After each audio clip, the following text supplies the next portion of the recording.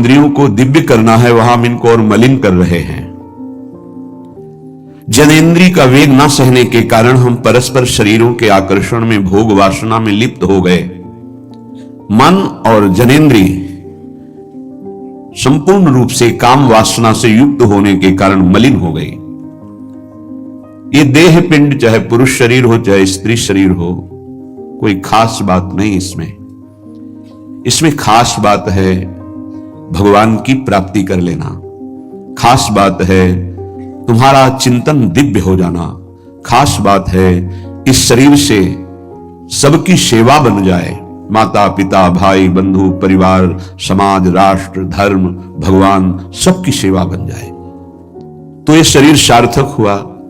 नहीं क्या मांस का पिंड है, रक्त संचरित नसनाड़ियां हड्डी त्वचा, और इसमें जो डालो मलमूत्र बन गया। जितने द्वार हैं उनका सबको परिचय है ही है।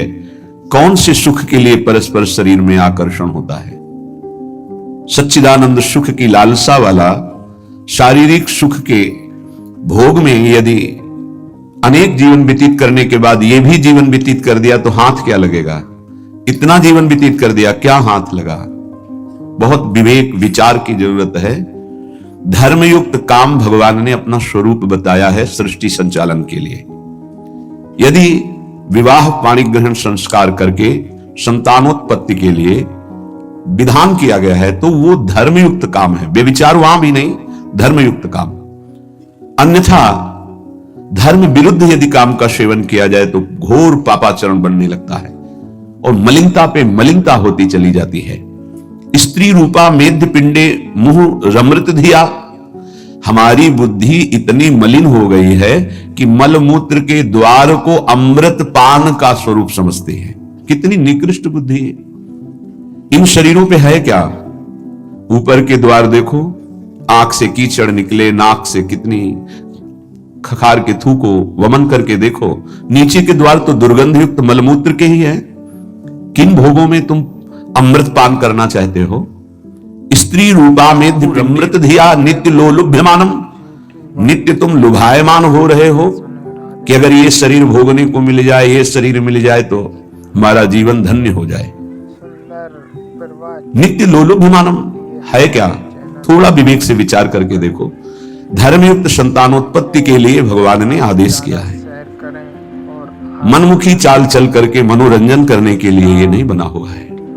हंसते चले जाओगे, अमृत की लालसा से मृत होते चले जाओगे। तुम्हारे विचार मृत, तुम्हारे आचरण मृत, तुम्हारा शरीर मृत, तुम्हारी चेष्टा मृत, क्योंकि मृत लोक में हो। इसका नाम मृत्यु लोक है और खोज रहे हो अमृत। चक्षुर्न क्षुद्र जीवैरपि विहितो। ये नेत्र मिथ्या रूप में लुभायमान हो रहे हैं। चमड़ी ऊपर से गोरी पीली जैसी भी, उसी में हम आसक्त हो रहे हैं। इतने आसक्त हो रहे हैं। परसों एक नौयुवक भाई प्रश्न एकांतिक में कह रहे, जिया नहीं जा रहा। हमको हमारी मित्र ने धोखा दे दिया और हालत भी ऐसी थी कि करुणा लग रही थी कि कृपा करें प्रभु और इनकी बुद्धि को इस दलदल से निकालें। वो जीवन से हारा हुआ व्यक्ति बैठा हुआ है केवल एक बात में कि उसको उसके किसी मित्र ने, मतलब स्त्री शरीर ने उसको धोखा देके दूसरे से ब्याह कर लिया। धोखा देके मतलब मन की गति है, इसमें धोखा और सही का क्षेत्र नहीं है। ये तो विचरण करता रहता है, आज ये आज ये आज ये। इसका कोई बिरला इसकी इस गति को रोक दे, वही साधना परायण साधक कहा जाता है। पर ऐसा नहीं होता है। जहां तुमसे बढ़कर कोई मिला तो वहां दृष्टि उसकी जम जाएगी, तुम्हें छोड़ देगा। संसार का खेल यही है। तुम्हारा प्यार अगर सही ठिकाने पे पहुंच जाए तो सार्थक हो जाए। वो प्यार मूर्ति प्रेम के खिलौना दो खेलत हैं प्रेम खेल प्रियालाल, इनसे प्रेम हो जाए तो निहाल हो जाओगे। पर इनसे प्रेम करने के लिए कठिनता है। पहले सर्वत्र से राग हटावे तो इनसे प्रेम होता है, अन्यथा नहीं। सर्वत्र की ममता बटोर कर इनके चरणों में तब प्रेम होता है। बोले नेत्र दूषित हो गए बस यही देखते हुए। यही दुर्दशा है जीव की। सामने भगवान है चराचर जगत के हृदय में, उनको कोई नहीं देखना चाहता और बाहरी केवल चमड़े को देख करके हम आकर्षित हो रहे हैं। ये चमड़ी ज्यादा दिन नहीं टिकेगी, जिसकी तुम देख रहे हो उसकी और तुम्हारी भी ये नष्ट होने वाली है। इन्हीं को शासन में साधक रखता है। नेत्रेंद्री हम जहां चाहें वहीं जाएगी, अन्यथा नहीं जाएगी। अभ्यास कीजिए नाम जप के द्वारा। ऐसे थोड़ी कि बात कर रहे हो किसी संत से भगवत चर्चा और तुम्हारी दृष्टि जा रही बार बार, और इतनी हिम्मत तुम्हारी कि भगवत भाव के वातावरण में तुम्हारी अशुद्ध वृत्ति उधर देखने की कोशिश कर रही। क्या देख रहे हो? चुप हो, एकदम शांत। चक्षुर्न क्षुद्र जीवैरपि विहित मृषा मानना अत्यंत मग्नाहा। ये क्षुद्र जीव समझ नहीं पा रहे कि लिए मिले, ये नेत्र मिले भगवत साक्षात्कार के लिए। ये विचार करो 5 मिनट आंख बंद करके, अगर ऐसे ही तुम्हारी आंखें छीन ली जाएं तो सोचो कैसा तुम्हारा जीवन होगा। जिन आंखों से तुम गंदी बातें कर रहे हो, गंदी बातें देख रहे हो, यही आंखें भगवान छीन लेते तुम्हारी, तो क्या तुम्हारा जीवन होता। आज तुम्हें भगवान ने आंख दी है, तुम इससे धर्म का दर्शन करो, सम्य भगवत दर्शन करो, श्री विग्रह के दर्शन करो, संत दर्शन करो, नेत्र पावन करो। नेत्रों को दूषित कर लिया हमारी वाक इंद्रिय। जब हम इससे चिदानंद नाम जप करते हैं, चिदानंद लीला का गायन करते हैं, तो वाणी भी चिदानंद हो जाती है। श्रवणेन्द्रिय, जब इससे हम नाम कीर्तन सुनते हैं, नाम जब सुनते हैं, भगवत लीला सुनते हैं, तो श्रवणेन्द्रिय चिदानंद हो जाती है। ऐसे समस्त इंद्रियां जब केवल आराध्य देव के प्रति समर्पित होकर क्रियान्वित होती हैं, तो उनमें यह सामर्थ्य आ जाती है कि उपासक की श्रवणेन्द्रिय निकुंज में प्रिया प्रीतम क्या बात कर रहे हैं सुनाई देने लगता है। निकुंज में प्रिया प्रीतम कैसी शोभा से विराजमान है ये दिखाई देने लगता है। आज कौन से सौरभ का लेप किया गया ये घ्राणेन्द्रिय से पता चलने लगता है। प्रिया प्रीतम की दिव्य लीला का इंद्रियां अनुभव करने लगती हैं, जो कि इंद्रिय मन से बिल्कुल अगोचर है। अगर उपासक इन इंद्रियों को थोड़ी भी स्वतंत्रता दे देगा, तो इनका स्वभाव है प्रकृति स्थान कर्षति। ये प्रकृति के वस्तु व्यक्ति स्थान के आकर्षण में फंस जाएंगी। फिर ये महासुख जिसकी हमारे हृदय में लालसा है, वो प्रकृति से पूर्ण होने वाली नहीं, वो परमात्मा से होने वाली है। जब हमारी इंद्रियां प्रकृति की तरफ जाती है तो मलिन हो जाती है, और मिथ्या देह सम्मान को तुमने सुख मान लिया। 4 लोग नमस्कार किए तो तुम अपने को श्रेष्ठ समझ लिए। किंचन मात्र भी कोई श्रेष्ठ नहीं है। ये पंचभूत शरीर सबके उसी सामग्री से बने हुए हैं। अंदर जो जीव अंश है भगवान का बिल्कुल बराबर है। अब जो सम्मान और अपमान होता है गुण और अवगुण का होता है, और गुण और अवगुण दोनों मायाकृत है। सुनो तात मायाकृत गुण और दोष अनेक, ये दोनों मायाकृत है। तो तुम किसका सम्मान? माया का। किसका अपमान? माया का। तुम तो मान और अपमान दोनों से परे हो। अगर कोई तुम्हें प्रणाम कर रहा है तो तुमको उसकी श्रद्धा को प्रणाम करना है। तुम खास थोड़ी हो गए कि वो तुम्हें साष्टांग प्रणाम कर रहा है तो तुम महान हो गए। महान वो है जो साष्टांग प्रणाम कर रहा है, उसकी श्रद्धा प्रबल है। लेकिन वो कोई अंतर नहीं। जो इस देह में पंचभूत वही उस देह में पंचभूत, जो इसमें परमात्मा का अंश वो उसमें परमात्मा का अंश, उसकी श्रद्धा बढ़ले वो आपकी तरफ प्रणाम कर रहा है। बोले बहुत बुरा हो गया। मिथ्या मृषा मानना अत्यंत मग्नाः। मैं झूठ मूठ अपने को बड़ा मानकर सम्मान प्राप्त करने की लालसा, सम्मान स्वीकार कर लिया तो हृदय अपवित्र हो गया। बड़ा मन है, फंसाता रहता है, वो मकड़ी की जाल की तरह। फंसने वाला नहीं जानता है। संत सदगुरुदेव शास्त्र इनकी सूत्रों को जब स्वीकार करे तो पता चलता है मैं फंस रहा हूं या मुक्त हो रहा हूं। श्रीपाद कह रहे हैं कि देखो, जनेन्द्रिय ने फंसा दिया काम भोग में, नेत्रेंद्रिय ने फंसा दिया रूप में। सच्ची अगर सावधान न रहे तो ऐसे ऐसे फंसाव है कि जीवन ही नष्ट हो जाता है, पूरा जीवन। अब उसको लाख समझा रहे थे, कुछ समझ में नहीं आ रहा था। बस वो ये समझ रहा था कोई आशीर्वाद मिल जाए, जादू टोना मिल जाए कि वो जो हमारी मित्र है वो वापस हमको मिल जाए, बस उसको इतना ही लक्ष्य था। और हम ज्ञान विज्ञान वर्णन कर रहे थे, सुन बैठा था केवल, क्योंकि समझ में आता है ना आप हमारी बात पकड़ रहे हो कि नहीं पकड़ रहे। नेत्रेंद्रिय ने रूपों में फंसा दिया, हृदय मलिन हो गया सम्मान प्राप्त करने की लालसा से। और कह रहे जिभ्या मिष्टान्न निष्ठा विरमति न मनाग वित्त सग्रंथ अनुचितम। जबान आ गई भोजन के स्वाद में, ये मिष्ठान्न है, ये चटपटा है, ये बड़ा स्वादिष्ट है। जिभ्या रसेंद्री यदि भोजन के स्वाद में मगन है तो राधा नाम सुधा रसम का स्वाद नहीं ले पाएगी। उचित आहार जो भगवत प्रसाद रूप है उसको डाल लेते हैं, उसके प्रति हम आसक्त नहीं होते, स्वाद दृष्टि नहीं रखते। पूर्व के संत भगवान के दर्शन होते थे, खप्पर रखते थे नारियल का, नारायण नारायण, दाल खीर रोटी जो भी मिला खप्पर में डाला मिलाया। स्वाद से मतलब नहीं, प्राण पोषण से मतलब है। और यहां धनिया की चटनी अलग, टमाटर की चटनी अलग, भरौआ मिर्च अलग, ये अलग ये अलग, तो फिर राधा नाम सुधा रसम भूल जाओ। ये 2 अंगुल की जबान है, बस इतने में सारा खेल है। यहां से नीचे उतरने पर कोई स्वाद नहीं है भाई, इतने में घुमाने का स्वाद है और अच्छे अच्छे इसी में फंस जाते हैं। जिसकी रसेंद्री विजयी नहीं हुआ रसेंद्री से, वो हर इंद्री का विजयी होने पर भी विजयी नहीं माना जाता। रसेंद्री विजयी जनेन्द्री विजयी जरूर होगा, और रसेंद्री जनेन्द्री विजयी संपूर्ण इंद्रियों का विजेता माना जाता है। धैर्यवान उसे ही कहते हैं जो 2 इंद्रियों को काबू में कर ले, रसेंद्री और जनेन्द्री। रसेंद्री मिष्टान्न आदि भोग पकवान पाने के लिए लोलुप जीवन हो गया, पेट बढ़ करके छाती से 1 बीता ऊंचा हो गया है। उठने बैठने में दिक्कत होती है, पर पाने के समय और कितना अधिक पाया जा सके, ये स्वाद वो स्वाद वो स्वाद कितना पाओगे, मर जाओगे पाते पाते, फिर भी तृप्ति नहीं होगी। बहुत विचित्र वासना है, बहुत विचित्र वासना है। चित वित्त सग्रंथ अनुचितम, सच्ची बात। आज चरित्र, भगवत धर्म मर्यादा, इसका महत्व धीरे धीरे समाज से हटता जा रहा है। धन का महत्व होता जा रहा है। क्या दुर्दशा है। बोले मनाग वित्त सग्र धनुचितम, अनुचित रूप से धन कभी सुखी नहीं हो सकता जो अनुचित रूप से धन प्राप्त करता है। हा वृंदारण्य कान्या भवति मम गतिश्चेदहम त्वत्स्थितोपि, मेरी क्या गति होगी जब मेरी इंद्रियां और मेरा मन ऐसा है। मैं आपका आश्रय लेता हूं, आपका वास स्वीकार करता हूं। मैं समझ गया कि मेरे से अब कुछ नहीं होने वाला, मेरी आप हो, हे वृंदावन आप मेरा सुधार कर दो।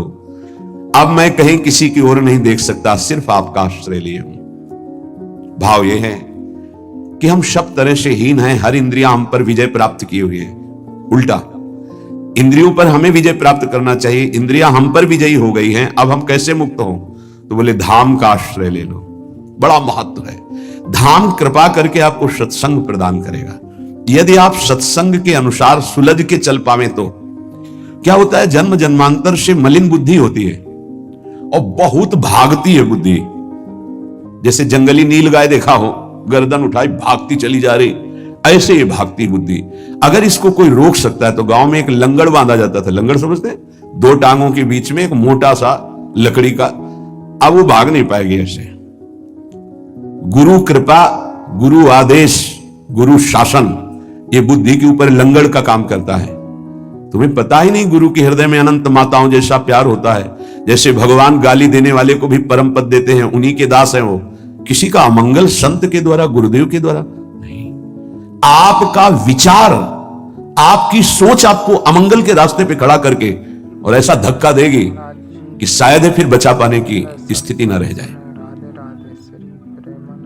सगर के जो पुत्र 60,000 थे, भगवान कपिल देव जी का अपराध कर दिया, आश्रम को विध्वंस करने लगे। घोड़ा वहीं बंधा हुआ था, किसी ने बांध दिया था, उनको पता भी नहीं था। उनको लगा कि इन्होंने ही ऐसा किया होगा, हमारा विश्व विजेता घोड़ा इन्होंने पकड़ लिया। बड़ा उपद्रव किया। कपिल भगवान ने कोई शाप नहीं दिया, उनकी तपोशक्ति ने उनको नष्ट कर दिया, भस्म कर दिया।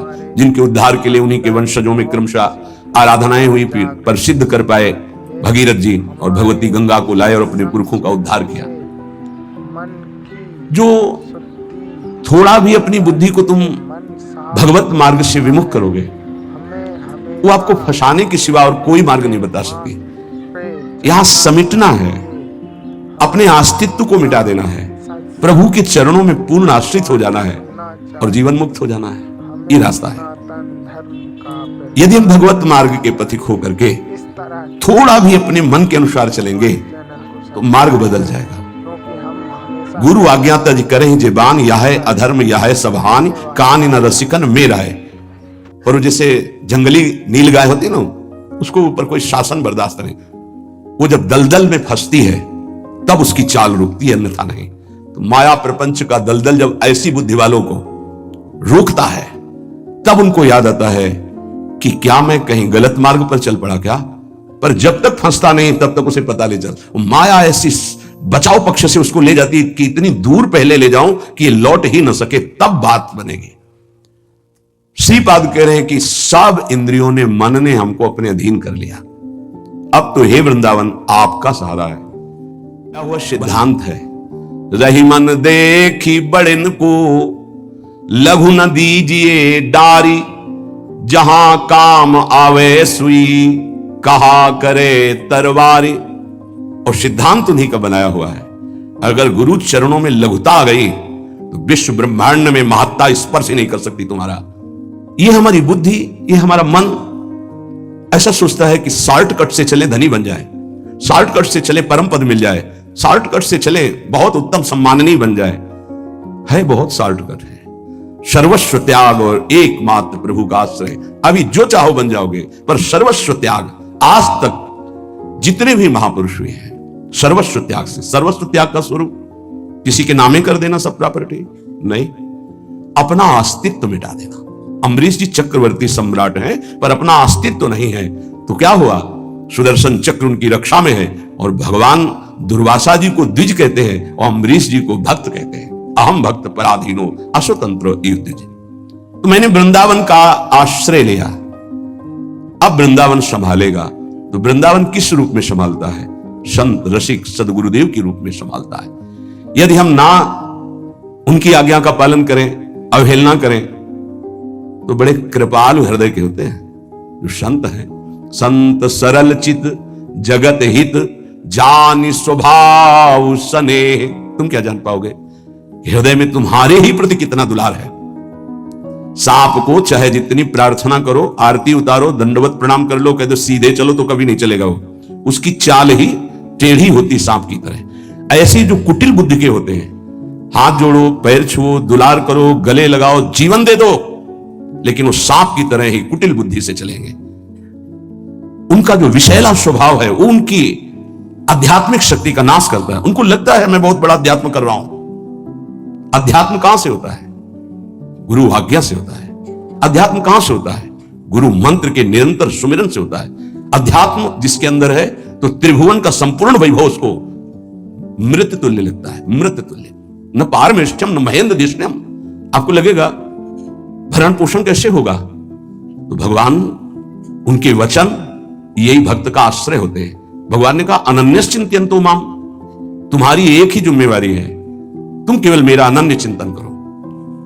और जो अनन्य चिंतन करता है, ये जना पर उपासते, जो ऐसी उपासना करता है अनन्य चिंतन से, तो योगक्षेमम वहाम्यहम, मैं उसके योगक्षेम का वहन करता हूं। अप्राप्ति की प्राप्ति और प्राप्ति की रक्षा ये मैं करता हूं। शुद्ध परमार्थ को जान लो, जीवन मुक्त हो जाओ, फंसने में देर नहीं लगती। ये मन कभी भी कहीं भी कैसे भी आचरणों में फंसा सकता है। अजामिल जी अपनी इंद्रियों की चंचलता को शासन में लेकर के अपने पिता की सेवा में गुरु भाव से लगे थे। बड़े धर्मात्मा पिता थे। एक दिन वो समिधा लेने के लिए गए तो जंगल में देखा एक शराब पिए हुए व्यक्ति किसी वैश्या से सहवास कर रहा है। अचानक दृष्टि पड़ी। शास्त्र आज्ञा करता है ऐसे दृष्टि को एक बार अचानक दृष्टि पड़ने पर दोबारा ना देखा जाए और नमस्कार वृत्ति की माया आगे बढ़ जाए। पर वो तो सेवा को छोड़ करके उसी को केवल देखने लगे। देखते ही चिंतन बढ़ा। चिंतन बढ़ता ही संगस्तेषुपजायते, संग की इच्छा आसक्ति प्रकट हुई। जब वो पुरुष चला गया तो उस वैश्या से मिले और कहा मैं आप पर आसक्त हो चुका हूं। तो उसने कहा मेरे जीवन का उद्देश्य ही है आसक्त पुरुषों से धन लेना, उनको सुख पहुंचाना। कहा पूरी पिता की संपत्ति सब वैभव लुटा दिया। आखिरकार उसी के पास रहने लगे, उसके दास बनकर रहने लगे। क्या क्या अमंगल कार्य करने लगे। जहां समिधा लेने गए थे यज्ञ के लिए, वहां पशुओं का हिंसा करके और मांस रांधना खाना, ये सब बहुत गंदा जीवन। एक बार थोड़ा भी कोई धर्म का अनुष्ठान करे तो धर्मो रक्षति रक्षिता, धर्म उसको बचाने की कोशिश करता है, रक्षा करता है। गांव में संत मंडली आई। मंडली ने पूछा यहां कोई पवित्र उदार संत सेवी का घर हो तो बताना, वहां आज हम रुकना चाहते पूरी संत मंडली, ठाकुर को भोग लगाएंगे, आरती पूजा और सुबह चले जाएंगे। हाँ, उन्होंने कहा सबसे ज्यादा पवित्र जामिल है गांव के बाहर जो, वो बगीचा भी सामने वाला उन्हीं का है, वो वैश्या का था। संत स्वभाव विश्वास से होता है, संतों का स्वभाव जो सिद्ध होता है वो विश्वास से होता है। आज तक कभी ऐसा संशय नहीं होता कि आदमी ऐसा बोल रहा है तो इसमें कुछ झूठ भी हो सकता है क्या? नहीं, पर बाद में ऐसा लगता है कि इनको सत्य बोलना आता ही नहीं है। संसारी आदमी को आचार्य की बात फिर याद आती है, पाए जान जगत में सब जन कपटी कुटिल कलयुगी टंचु। कपट और कुटिलता के बर्ताव किसी और कुछ आता ही नहीं। कई बार सत्संग में प्रार्थना की कि एक जगह ऐसी रखो जहां झूठ मत बोलो, कपट मत करो। गुरु दरबार, दंड दो या पुरस्कार दो, आपके हैं, गलत है या सही है आपके सामने है। एक जगह तो, पर और जगह सब फिट हो सकता है, एक जगह जरूर छल कपट करेगा, क्योंकि पतन वहीं से होता है, जीव का पतन वहीं से होता है। जहां गुरुजनों से कपट और छल किया गया, माया जो कपट का जाल और छल का बिछाती, उसे कोई नहीं काट सकता। माया के जाल को कोई नहीं काट सकता। काटने के लिए गुरु प्रसन्न साहब अनुकूला, जैसे हमसे बोला जाता है, संतों से बोला जाता है, अक्षरशः लगता है सत्य बोल रहा है, संशय नहीं, क्योंकि विश्वास की धरा से ही चला जाता है, विश्वास ही होता है। तो संत जनों ने जाके वहां डेरा लगा दिया। ठाकुर जी विराजमान के आरती पूजा शुरू, इतने में देखा एक मलिन वस्त्र पहने और एक हिरन कांधे पे टांगे और अस्त्र लिए हुई भाग। अजामिल ने जीव ही संतों को देखा तो संत दृश्य जी में पात कट रही, हृदय एकदम आर्त भाव से रो पड़ा और याद आई वो बात कि जब मैं जवान था तो कैसे धर्म का अनुष्ठान करता था, कैसे मैं पिता की आज्ञा से भगवत आराधना में, हाय मेरा जीवन किस तरह नष्ट हो गया। नजदीक गया, साष्टांग दंडवत, देखते ही संतों ने समझ लिया। उन्होंने कहा भाई ये बगीचा आपका है? बोल भी नहीं पा रहे थे, बस इशारा किया। हाँ बोले, बताया गया था कि गांव के बाहर एक ब्राह्मण है, बड़े पवित्र हैं, तो आपका ही नाम अजामिल है। बोले प्रभु ये तो आपके साथ उपहास किया गया है, मैं पवित्र नहीं, बहुत नीच पापी हूं। ऐसा धर्म का त्याग करके पापाचरण में वैश्या के मल जैसे अन्न से उदर पोषण करता हूं, ये देख रहे हो आप इंसान, मेरे जैसा पातकी भ्रष्ट कोई नहीं होगा, ये तो आपके साथ उपहास किया गया। उनका भाई अब रात्रि में तो ठाकुर जी नहीं हटाएंगे, यही विराजमान करेंगे, पर आपका कुछ पाएंगे भी नहीं। तो चरणों में लौट गया, महाराज क्या अब भी मेरा उद्धार हो सकता है? हाँ, आखिरी श्वास प्राप्ति का अवसर दिया जाता है। एक उपाय है, मैं देख रहा हूं तुम्हारे द्वारा वैश्या से एक अभी पुत्र होगा, तुम उसका नाम नारायण रख देना, बस। अब आप यहां से जाएं, हमारी ठाकुर सेवा है, हम सब संत अपने नाम कीर्तन पाठ और ध्यान आदि, आप जाएं, आपका मंगल होगा। समय आने पर बालक हुआ, वो उससे अत्यंत आसक्ति हो गई, जरा सी इंद्रियों की छूट दी तो एक संयमी ब्रह्मचारी नियमनिष्ठ ऐसे भ्रष्ट आचरणों में फंस गया। पिता ने फिर ब्याह भी करवाया था, पर दृष्टि जहां फंस गई। कुसंग हुआ तो जीवन बर्बाद हो गया, और सत्संग हुआ तो देखो कैसे परम पद मिलता है। अब तो उसी छोटे पुत्र को गोद में लेके घूमना, उसी से प्यार, उसी से दुलार। उसको क्या पता कि एक भयावह समय होता है जिसका नाम मृत्यु है, वो कभी भी किसी पर आक्रमण कर सकती है। और जब यहां से जाओगे ना तो कुछ भी तुम्हारे साथ नहीं, तुम्हारा किया हुआ धर्म और अधर्म ये दोनों तुम्हारे साथ जाएंगे, जिसे शुभ और अशुभ कर्म कहते हैं। अचानक उसको दिखाई दिया दो भयंकर यमदूत, कांपने लगा। यमदूतों की दृष्टि मात्र से उसके मलमूत्र छूट गए, इतने भयानक। और उसकी आसक्ति अपने पुत्र पे थी, तो ऐसा लगा कि मैं आखिरी में एक बार अपने पुत्र को बुला के देख लूं। बुलाया, नारायण, बस मंगल हो गया। देखो, संत संग अपवर्ग कर, कामी भव कर पंथ। संत का संग सीधे मोक्ष प्रदान करने वाला होता है। नारायण, एक बार जीव ही पुकारा नारायण, णा पे जबान पहुंची कि दो दिव्य पार्षद भगवान के चतुर्भुज नारायण स्वरूप श्यामल कांति है, यमराज के दूतों को डांटा और फांसी काट दी। अब तुम इस जीव को स्पर्श भी करने का अधिकार खो चुके हो। बड़ा सुंदर प्रसंग है, अगर इसे बार बार हम सुने और इसे हृदय में बैठा लें तो जीवन मुक्त होने के लिए पर्याप्त साधन है। नाम महामंगल मूड में अजामिल जी की चेतना लुप्त होने वाली थी, फांसी पड़ चुकी थी यमदूतों की। यद्यपि उसने भगवान को नहीं पुकारा, अपने बालक के स्नेह वशात उसको पुकारा नारायण, पर संतों ने नाम रखवाया था। 88 वर्ष की आयु तक पाप ही पाप होते रहे उसके।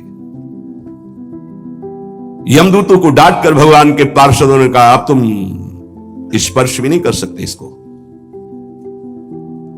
उनका आप बड़े तेजस्वी देव स्वरूप दिखाई देते हैं, पर आपको पता है ये महान नीच पापी हर क्षण पाप करता रहा है। ये मूर्ख अपने पुत्र के बहाने नारायण बुलाया है, ये महापापी है। भगवान के पार्षदों ने कहा,